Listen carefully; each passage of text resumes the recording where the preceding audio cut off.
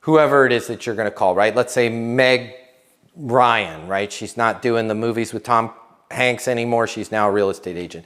Hey, Meg, it's TJ. You and I are connected because I work with a lot of the top producers there in Seattle. I think that was one of their movies. Wanted to reach out to you personally because I don't think we've helped your team yet. Yeah. Hey, TJ, how's it going? Now you could object. Going great. Hey, can I shoot you over a link to what we're doing here at TJ Financial so you can take a look when you have some time? Do some like that, right? Do some others where you're going to just tease a little bit of the insight. Man, it's going great. I'm glad I got you on the phone. There is something going on that every agent, especially in the luxury market here in Seattle, is having to deal with. I just wanted to make sure now here's where I would really polish this and make it soft. This is not a sales call. I'm not asking, I just wanted to make sure you were aware of what the heck was going on here under the Space Needle, right? What's up? Here's what's up. You guys are working your tail off. You guys are dealing with probably the most difficult buyers ever in the history of buyers. And the NAR lawsuit that happened last year is not doing anybody any favors, including the buyers. Okay? That's actually my insight, is that NAR lawsuit. Love it. It's killing it. It's money, right? But you see how I gracefully, and I'm giving her an opportunity to eject. And if she wants to, I'm at my kid's soccer practice and she's about to finally kick the ball. She's never kicked the ball and been investing in soccer. Perfect, I'll let you get back to that. Let me shoot you over a link with my contact information. Call me anytime because I think you're gonna find this, at the very least, free therapy for you, right?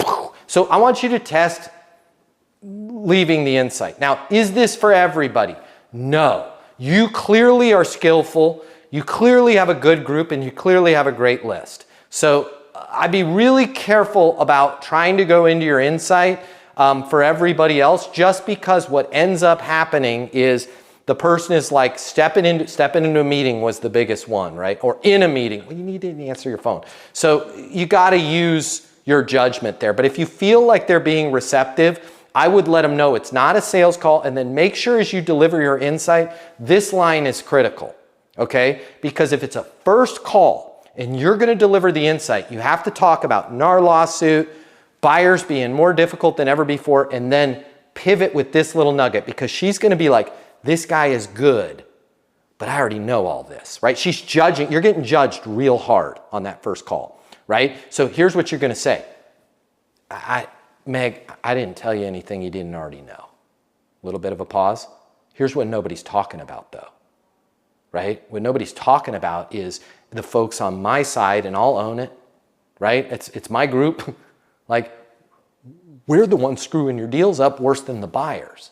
And what I mean by that is you guys, you probably have people that you're working with. Hopefully you've got some great people. If you don't want to change, just make sure that they're aware of the sensitivity of this. In this market, with these buyers, with all the hoops we're making them jump through with the NAR lawsuit, all it takes is one loan originator to say one thing stupid, and that buyer gets upset and they start calling other agents, or worse, they just renew their lease with the house they're renting, right?